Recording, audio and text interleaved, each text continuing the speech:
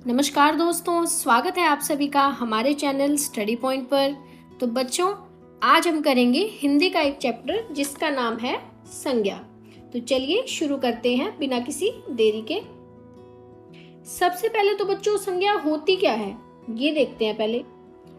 जिस शब्द से किसी व्यक्ति, स्थान, वस्तु या भाव का बोध हो उसे हम संज्ञा कहते हैं। या फिर अगर मैं आसान भाषा में कहूँ, दुनिया में कोई भी चीज़ है उसका नाम है तो वो संज्ञा कहलाती है। ठीक है बच्चों। अब संज्ञा के भेद होंगे। संज्ञा के भेद है बच्चों 3। पहला व्यक्तिवाचक, दूसरा जातिवाचक और तीसरा भाववाचक। आइए हम सबसे पहले देखते हैं व्यक्तिवाचक संज्ञा। व्यक्तिवाचक संज्ञा किसी विशेष व्यक्ति, स्थान या वस्तु का नाम हो। ठीक है बच्चों। जैसे कि स्त्री पुरुषों के नाम सीता, मीरा, महेश। देशों के नाम भारत, श्रीलंका, पाकिस्तान। नदियों के नाम सरस्वती, ब्रह्मा, साबरमती। दिशाओं के नाम पूर्व, पश्चिम, उत्तर, दक्षिण।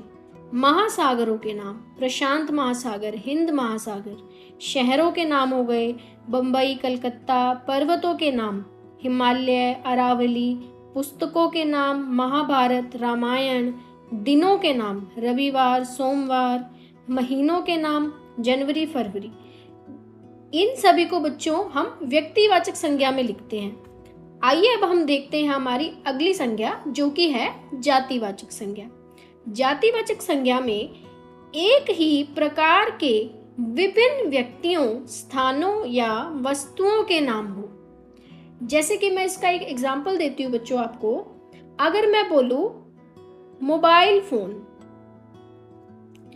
तो अब मोबाइल फोन की यहाँ पर जाति दर्शा दी मैंने। मोबाइल फोन तो कोई भी हो सकता है, टच वाला फोन हो सकता है, कीपैड फोन हो सकता है। ठीक है बच्चों। अब ये कीपैड और टच ये हो गई हमारी व्यक्तिवाचक संज्ञा, क्योंकि मैंने स्पेसिफिक बता दिया कि कौन सा फोन। अगर मैं केवल मोबाइल फोन की बात करूं तो ये हमारी जातिवाचक संज्ञा है। ऐसे ही मैं किसी कंपनी का फोन आपको बता दूं कि आईफोन, तो ये भी हमारा व्यक्तिवाचक संज्ञा में आएगा। ठीक है बच्चों। इसके कुछ एग्जाम्पल्स देखते हैं आगे हम। देखिए, संबंधियों के नाम हो गए माता, पिता, भाई, बहन। यहाँ पर इनकी जाति को दर्शाया गया है। माता, माताएं तो बहुत सारी होंगी, आपकी माता, मेरी माता, ऐसे ही। अगर मैं बोल दूं कि मोहन की माता, तो ये स्पेसिफिक मैंने बता दिया कि मोहन की माता की बात हो रही है यहाँ पे, तो ये व्यक्तिवाचक संज्ञा हो जाएगा। इसी प्रकार से व्यवसायों व कार्यों के नाम, जैसे लुहार, जुलाहा, पुजारी। आप किसी लुहार को अब लुहार बोल दिया मैंने, लुहार तो बहुत सारे लुहार हो गए, कोई भी लुहार हो सकता है, तो वो जाति में आ गया ना। अब मैं बोल दूं कि राम लुहार, तो राम एक व्यक्ति है और मैंने स्पेसिफिक उसका नाम लेके बोला कि वो लुहार है, तो वो व्यक्तिवाचक संज्ञा हो गई। ठीक है। आपको व्यक्तिवाचक और जातिवाचक में अंतर पता लग गया होगा। ऐसे ही पशु पक्षियों के नाम तोता, भालू, गाय। अगर आपके पास कोई पक्षी आपने पाल रखा है और आपने उसका नाम रखा हुआ है तो वो व्यक्तिवाचक में आएगा। ठीक है। वस्तुओं के नाम हो गए पेन, कलम, मोबाइल, सेट।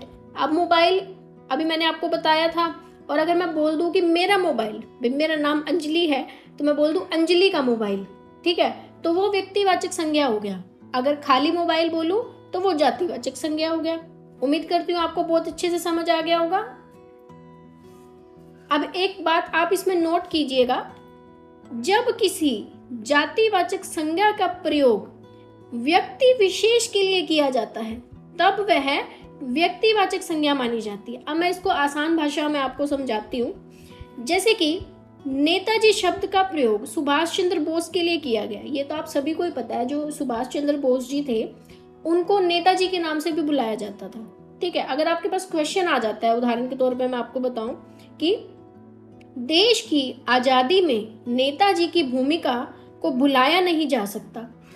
अब ये क्वेश्चन आ गया, अब आप बोलोगे कि यहाँ पर तो नेताजी यूज किया गया है, नेता तो बहुत सारे होते हैं, तो ये तो जातिवाचक संज्ञा है। लेकिन नहीं, ये नेताजी शब्द स्पेसिफिक पर्सन के लिए यूज किया गया है, सुभाष चंद्र बोस जी, जो कि व्यक्ति विशेष, एक विशेष व्यक्ति के लिए यूज किया गया है, तो हम इसे व्यक्तिवाचक संज्ञा में लिखेंगे बच्चों।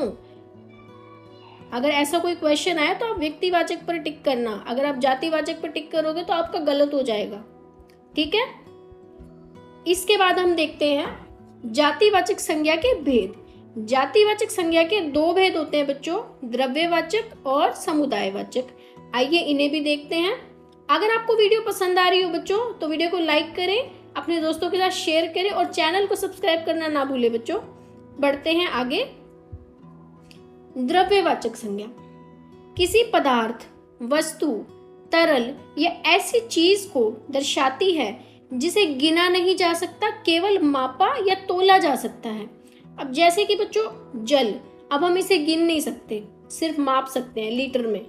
दूध लीटर में गिना जा सकता है, तेल, चाय, लोहा, सोना, ये ऐसी वस्तु, तरल या ऐसी चीज को दर्शाती है जिसको हम गिन नहीं सकते, सिर्फ माप या तोल सकते हैं। ये होती है द्रव्यवाचक संज्ञा। इसके बाद है हमारी समुदायवाचक संज्ञा। किसी समूह, झुंड, टोली, वर्ग या समुदाय को एक इकाई के रूप में प्रकट करती है। जैसे कि झुंड हो गया, अब झुंड बच्चों पक्षियों का भी हो सकता है, जानवरों का भी हो सकता है, ठीक है। सेना, सैनिकों की सेना भी हो सकती है। मंडली, कलाकारों की मंडली हो सकती है। टोली, बच्चों की टोली हो सकती है। सभा, लोगों की सभा हो सकती है। ये नाम मतलब वर्ड तो एक ही यूज किया झुंड, लेकिन पूरे झुंड को दर्शाया गया ना। झुंड तो किसी भी चीज का हो सकता है, समुदाय को दर्शा दिया, तो ये हम समुदायवाचक में लिखेंगे। इसके बाद है हमारी भाववाचक संज्ञा। भाववाचक संज्ञा किसी भावना, गुण, दशा या अवस्था को प्रकट करती है जिसको हम देख नहीं सकते, छू नहीं सकते और माप भी नहीं सकते, सिर्फ अनुभव कर सकते हैं, फील कर सकते हैं बच्चों। जैसे कि बचपन, बचपन बच्चे से बना है, बच्चे का ही बचपन होता है, और बचपन हमारी एक अवस्था होती है। बच्चा अवस्था में, बचपन की अवस्था में होता है। हम भी कई बार याद करते हैं कि हमारा बचपन, ठीक है। गरीबी, गरीब की गरीबी, निर्धनता, वो एक उसकी अवस्था है, ठीक है। वीरता, वीर की वीरता, उस साहस दर्शा रहा है यहाँ पे, तो ये उसका गुण हो गया कि कितना वीर है यार वो, मतलब कितना ब्रेव है वो, उसका गुण है। सुंदरता, सुंदर, सौंदर्य है, ये उसका गुण है कि यार तू तो कितनी सुंदर है, वो उसका गुण हो गया, ठीक है। प्रेम, प्यार, ये एक भावना है बच्चों, ठीक है। जब भी ऐसे कोई शब्द आ जाए जो किसी की गुण, दशा, भावना, अवस्था को प्रकट करें, हम उसे देख नहीं सकते, छू नहीं सकते, माप नहीं सकते, सिर्फ फील कर सकते हैं, वहां पर भाववाचक संज्ञा आती है बच्चों, ठीक है। अब अगर आपने वीडियो अच्छे से देखी है और अच्छे से समझी है तो आप मुझे इनमें संज्ञा शब्द को पहचान के आप मुझे कमेंट सेक्शन में बताइएगा अपना आंसर, ठीक है बच्चों। तो ये था हमारा आज का चैप्टर संज्ञा। अगर आपको वीडियो पसंद आई हो तो दिल से बच्चों लाइक करें, चैनल को शेयर करें अपने दोस्तों के साथ और सब्सक्राइब करना ना भूलें बच्चे। ऐसे ही हम और वीडियोस लेके आते रहेंगे आपको और बहुत आसानी से समझाएंगे हर चीज़ को। तब तक के लिए बाय बाय बच्चों, पढ़ते रहो।